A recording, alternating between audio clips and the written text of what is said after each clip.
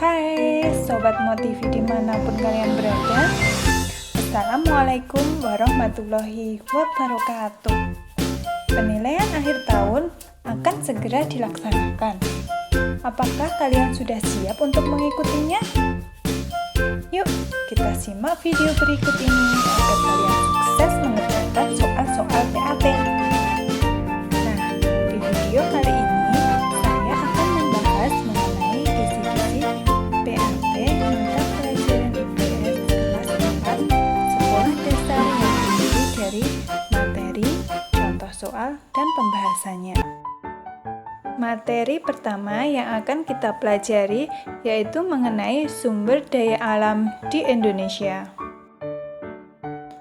Sumber daya alam atau yang biasa kita singkat dengan SDA adalah barang-barang yang terkandung di alam yang dapat dimanfaatkan untuk memenuhi kebutuhan hidup manusia.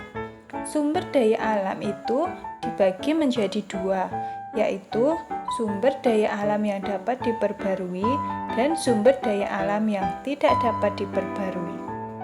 Sumber daya alam yang dapat diperbarui itu ada tumbuhan seperti padi, jagung, dan lain-lain. Ada hewan, tanah, air, dan udara.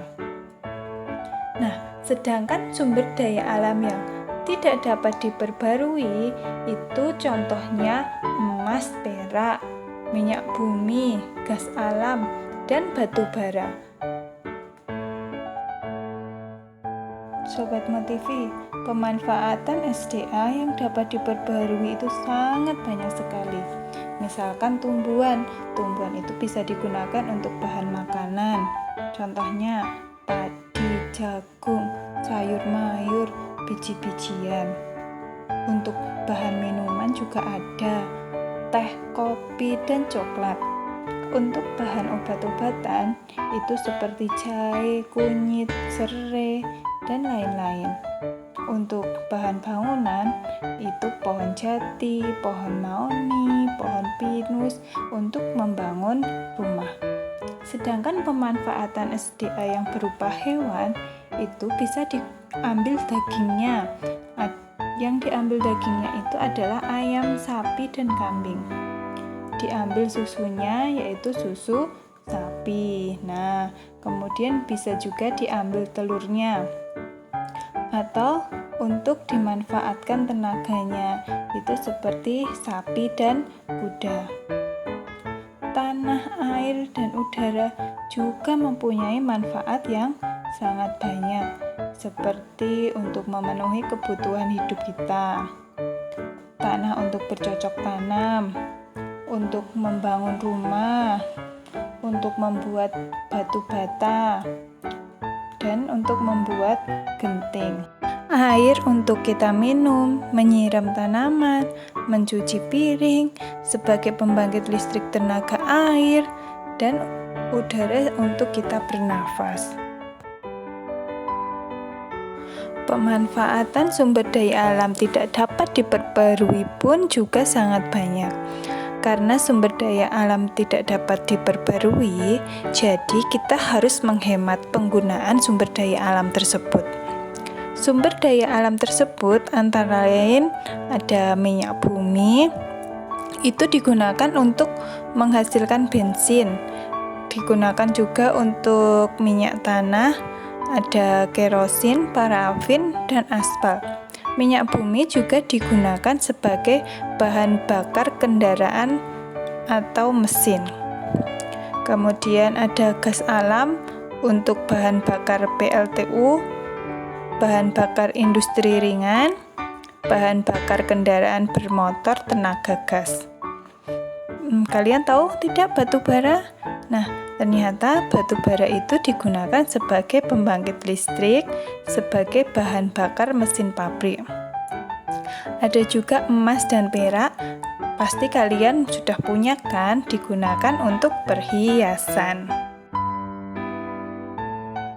Persebaran sumber daya alam di Indonesia.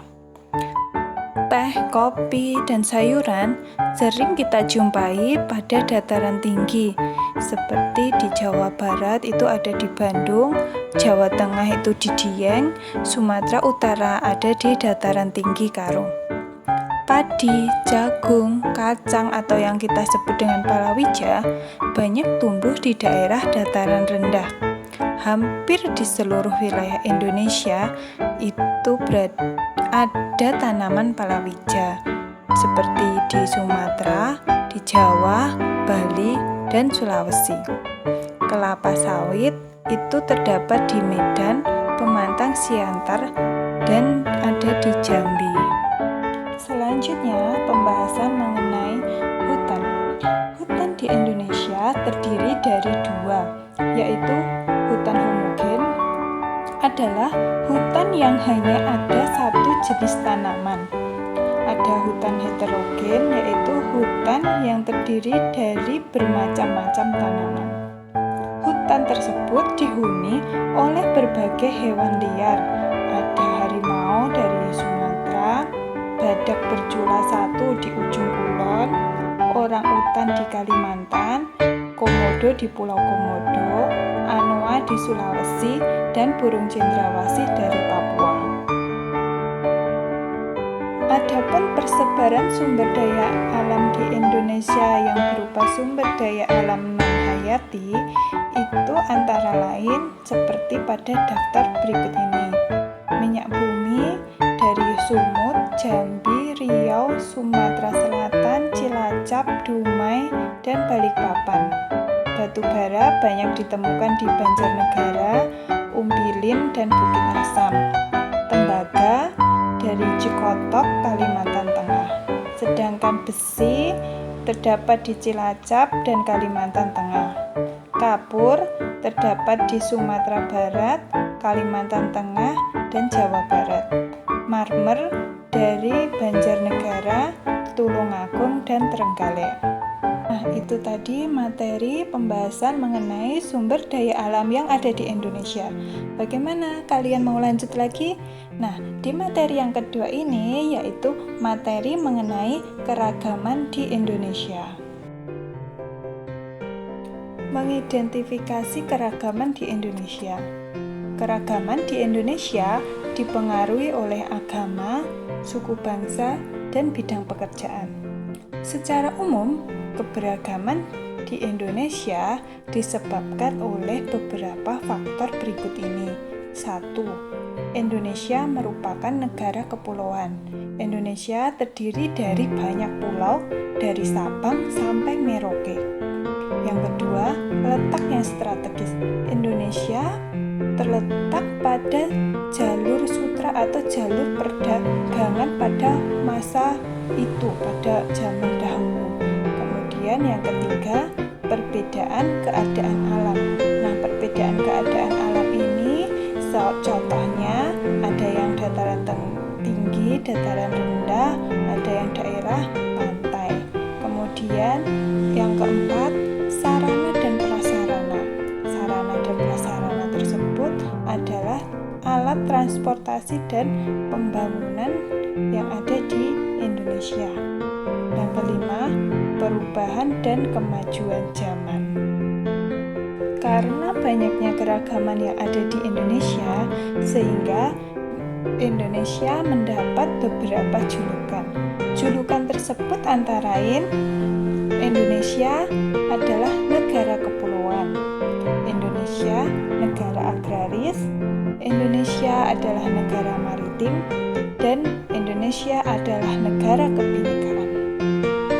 Negara kepulauan adalah negara yang memiliki banyak pulau. Negara agraris adalah negara yang mayoritas penduduknya bekerja di sektor pertanian.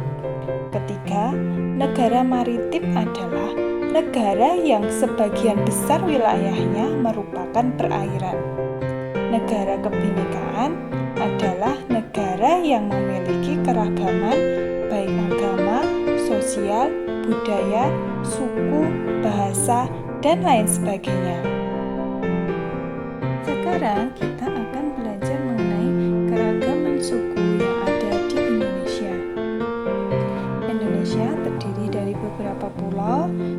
beberapa pulau tersebut didiami oleh beberapa suku yang berbeda. Pulau Sumatera ada suku Gayo dari Aceh, Batak Karo di Sumatera Utara, Minangkabau, Sumatera Barat, Enggano, Bengkulu. Di Pulau Jawa sendiri ada beberapa suku seperti suku Betawi dari DKI Jakarta, Sunda di Jawa Barat, suku Jawa dari Jawa Tengah dan Yogyakarta, suku Madura ada di Jawa Timur.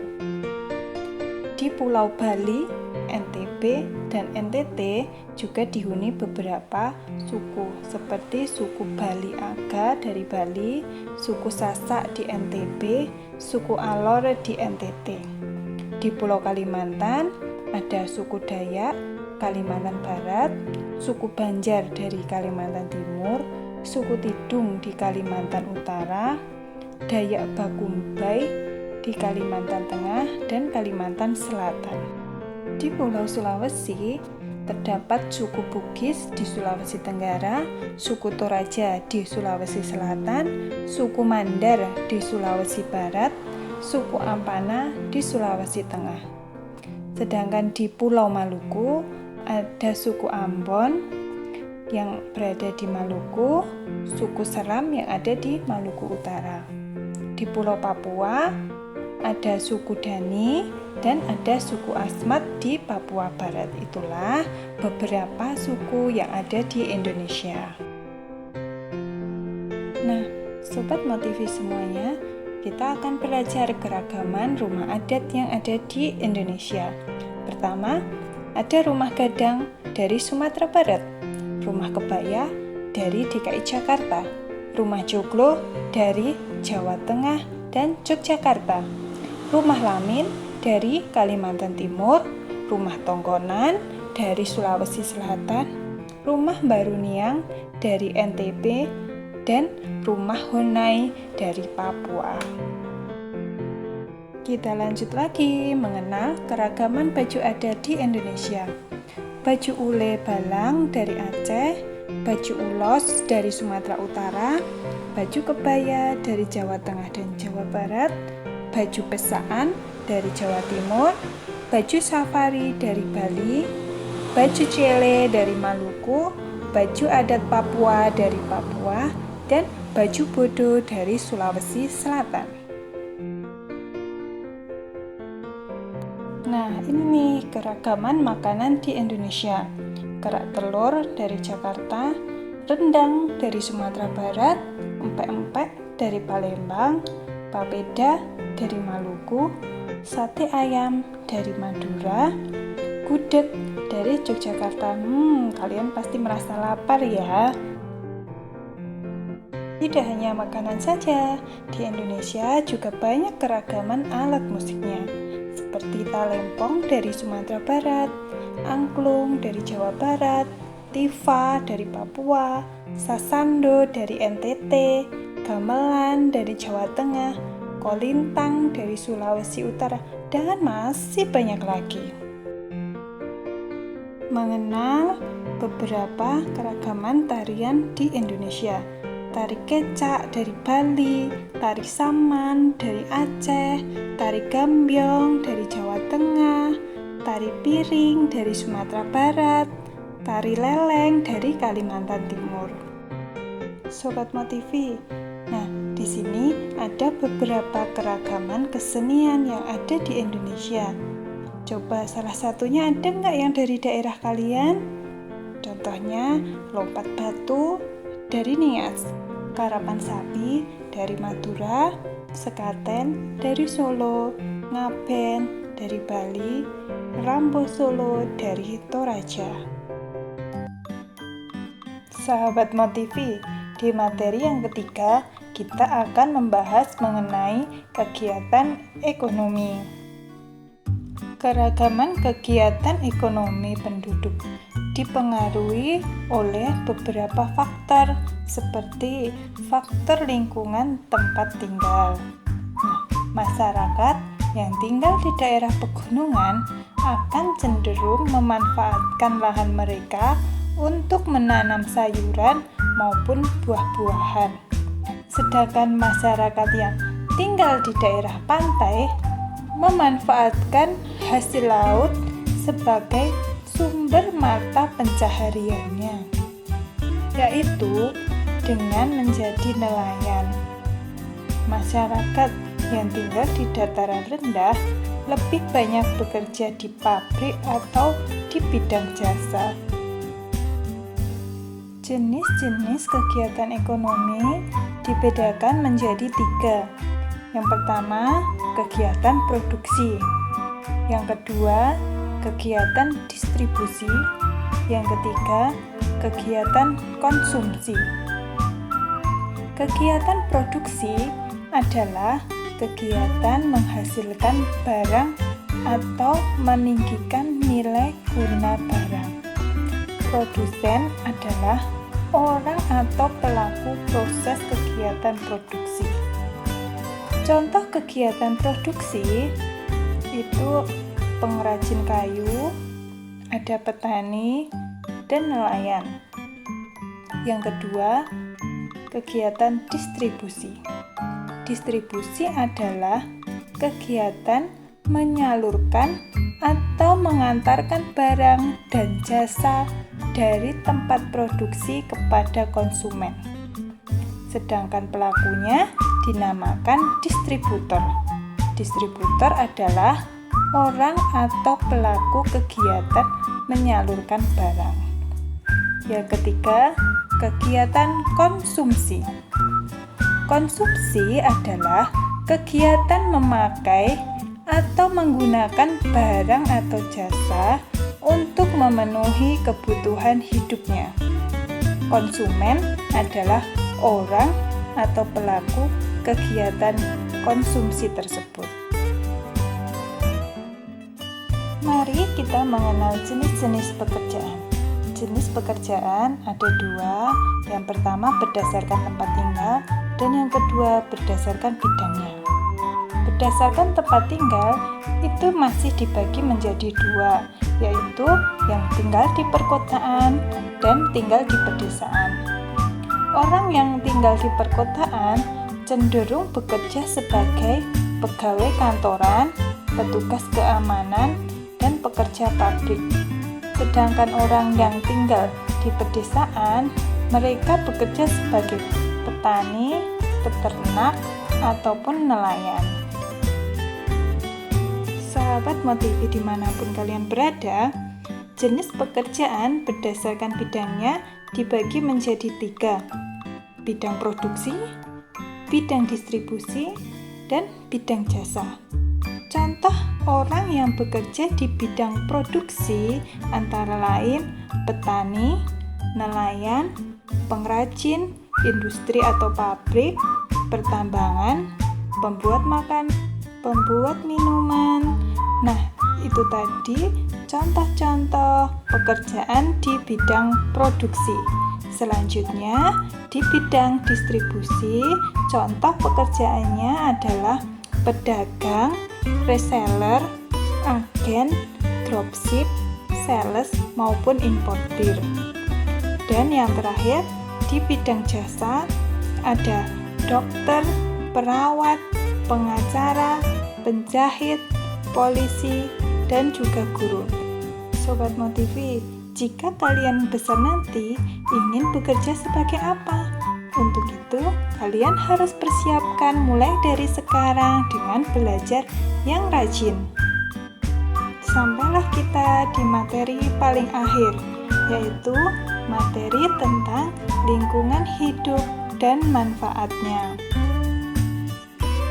Mari kita simak materi berikut ini tentang lingkungan. Lingkungan merupakan sesuatu hal yang ada di sekitar kehidupan manusia. Lingkungan dapat dikatakan pusat atau tempat kehidupan manusia. Keberadaan lingkungan sangat berpengaruh pada kelangsungan hidup manusia dan makhluk hidup lainnya. Sekarang mari kita bahas mengenai fungsi lingkungan bagi kehidupan. Yang pertama, lingkungan sebagai tempat mencari makan. Yang kedua, lingkungan sebagai tempat kelanjutan kehidupan. Ketiga, lingkungan sebagai tempat tinggal.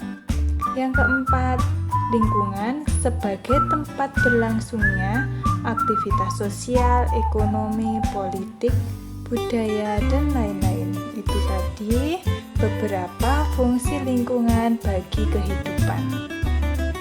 Setelah kita mengetahui fungsi lingkungan bagi kehidupan, kita akan belajar mengenai unsur lingkungan. Unsur lingkungan itu ada 3, unsur sosial, unsur fisik, dan unsur hayati. Unsur sosial merupakan sesuatu yang diciptakan manusia yang di dalamnya terdapat nilai-nilai kehidupan.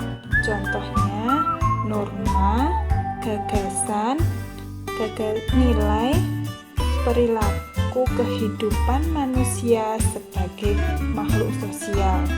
Nah, kemudian untuk unsur fisik merupakan sesuatu hal yang terdiri dari benda mati. Ada udara, angin, air, tanah, dan lainnya.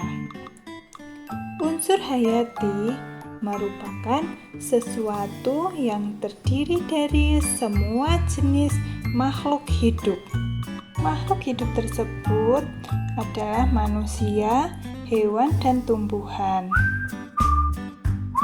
Ada beberapa manfaat lingkungan bagi manusia sebagai tempat berlangsungnya kehidupan, sebagai tempat bersosialisasi, sebagai tempat mencari kekayaan hasil alam, sebagai tempat untuk mendapatkan hiburan, sebagai tempat sarana edukasi, dan sebagai sumber kebudayaan. Itu tadi beberapa manfaat lingkungan bagi manusia. Karena banyaknya manfaat lingkungan bagi manusia, untuk itu kita harus menjaga lingkungan itu agar tetap lestari sampai dengan anak cucu kita nanti. Setelah kita mempelajari semua materi IPS kelas 4 sekolah dasar, kini tiba waktunya yang sahabat Motivi tunggu-tunggu, yaitu tentang contoh soal dan pembahasan penilaian akhir tahun atau PAT tahun pelajaran 2020-2021. Yuk, simak sampai habis ya video ini, karena akan sangat berguna untuk Sobat Motivi semuanya dalam menghadapi penilaian akhir tahun, khususnya pelajaran IPS kelas 4. Perhatikan baik-baik ya. Nomor 1. Batu bata dan genting merupakan pemanfaatan sumber daya alam berupa titik-titik. A. Pasir, B. Semen, C. Tanah liat, D. Koral. Ya, betul. Jawabannya adalah C. Tanah liat. Bahan baku pembuatan batu bata dan genting itu dari tanah liat. Soal nomor 2. Sumber daya alam yang tidak dapat diperbarui yang dimanfaatkan untuk perhiasan adalah A. Batu bara, B. Emas dan perak, C. Mutiara, D. Kerang. Jawabannya adalah B. Emas dan perak. Emas dan perak dapat dibuat sebagai bahan perhiasan bagi kaum wanita. 3. Usaha mengambil mineral yang terkandung di alam dan digunakan untuk kesejahteraan merupakan pengertian dari A. Sumber daya alam, B. Sumber daya hayati, C. Sumber daya abiotik, D. Produksi. Jawabannya adalah A. Sumber daya alam. Nah, sumber daya alam itu adalah usaha untuk mengambil mineral yang terkandung di alam untuk kesejahteraan manusia. Nomor 4. Contoh hasil perkebunan di dataran tinggi adalah A. Teh dan kopi, B. Kelapa sawit, C. Padi dan jagung, D. Tebu. Jawabannya adalah teh dan kopi. Teh dan kopi banyak ditanam di daerah dataran tinggi atau pegunungan. Soal nomor 5. Di Indonesia, gajah banyak ditemukan di daerah A. Sulawesi, B. Ujung Kulon, C. Lampung, D. Papua. Jawabannya yang benar adalah C. Lampung. Di Lampung banyak terdapat gajah, sedangkan di Sulawesi itu ada hewan yang namanya anoa, di Ujung Kulon itu ada badak bercula satu, di Papua ada burung cendrawasih, sedangkan gajah ada di Lampung. Nomor 6. Di bawah ini adalah faktor yang mempengaruhi keragaman suku di Indonesia, yaitu A. Indonesia merupakan negara agraris, B. Indonesia merupakan negara kepulauan, C. Indonesia merupakan negara bahari, D. Indonesia memiliki penduduk yang ramah. Jawabannya adalah B. Indonesia merupakan negara kepulauan. Karena bentuk Indonesia yang berupa kepulauan itu merupakan faktor yang mempengaruhi keragaman suku yang ada di Indonesia. Soal nomor 7. Rumah adat dari daerah Sumatera Barat adalah gambar A, B, C, atau D. Nah, jawabannya adalah C, gambar rumah adat dari Sumatera Barat, yaitu rumah gadang. Gambar A adalah rumah Honai dari Papua. Gambar B itu rumah joglo dari Jawa Tengah. Dan yang D itu adalah rumah lamin dari Kalimantan Timur. Soal nomor 8. Kegiatan konsumsi adalah kegiatan yang titik-titik. A. Membuat barang, B. Menyalurkan barang, C. Menghabiskan barang, D. Memiliki barang. Jawaban yang benar adalah C. Menghabiskan barang. Kegiatan konsumsi adalah kegiatan yang menghabiskan barang.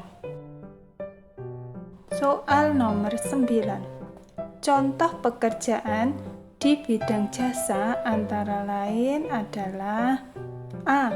Pengrajin kayu, gerabah anyaman bambu, B. Nelayan, petani, pelayan restoran, C. Guru, pembuat kue, penjahit, D.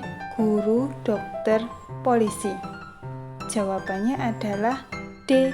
Guru, dokter, dan polisi adalah salah satu contoh pekerjaan di bidang jasa. Nomor 10. Gambar di atas adalah alat musik talempong dari A. Sumatera Utara, B. Sumatera Barat, C. Sumatera Selatan, D. Aceh. Jawabannya adalah B. Sumatera Barat. 11. Pakaian adat di Indonesia sangat beragam. Salah satunya adalah pakaian safari yang berasal dari A. Kalimantan Barat, B. Sumatera Selatan, C. Gorontalo, D. Bali. Jawabannya adalah Bali. Pakaian adat dari Bali adalah pakaian safari. Madura memiliki tradisi yang sangat unik, yaitu lomba pacuan sapi yang diadakan setiap tahunnya dengan nama A. Karapan sapi, B. Pacuan sapi, C. Pacuan kuda, D. Balapan sapi. Ya, betul, jawaban yang benar adalah A, karapan sapi yang berasal dari Madura. Masih semangat lagi, kita lanjut di nomor 13. Suku yang mendiami Pulau Papua adalah titik-titik. A. Sasak dan Asmat. B. Dani dan Asmat. C. Minang dan Mandailing. D. Bugis dan Dani. Jawaban yang benar adalah B. Dani dan Asmat. Suku Dani dan suku Asmat itu mendiami Pulau Papua. Nomor 14. Hutan heterogen adalah hutan yang terdiri dari titik-titik. A. Sejenis tanaman. B. Satu jenis tanaman saja. C. Bermacam jenis tanaman. D. Dihuni berbagai hewan langka. Jawabannya adalah C. Bermacam jenis tanaman. Jadi hutan heterogen itu adalah hutan yang terdiri dari berbagai jenis tanaman yang berbeda. Sedangkan hutan homogen adalah hutan yang hanya terdiri satu jenis macam tanaman saja. 15. Ini adalah soal yang terakhir. Menebang pohon di hutan dengan memilih pohon yang sudah tua disebut dengan sistem A. Tebang pilih. B. Tebang tanam. C. Reboisasi. D. Pembalakan. Jawaban yang tepat adalah A. Tebang pilih. Jadi menebang hutan dengan memilih pohon yang sudah tua itu dinamakan dengan sistem tebang pilih. Nah, itu tadi adalah video mengenai kisi-kisi PAT yang terdiri dari materi IPS, contoh soal, dan pembahasannya. Semoga dengan menyimak video ini, sahabat Motivi bisa mengerjakan soal-soal PAT dengan lancar. Amin. Tetap jaga kesehatan ya Sobat Motivi semuanya. Sampai jumpa di video-video pembelajaran lainnya. Terima kasih. Wassalamualaikum warahmatullahi wabarakatuh.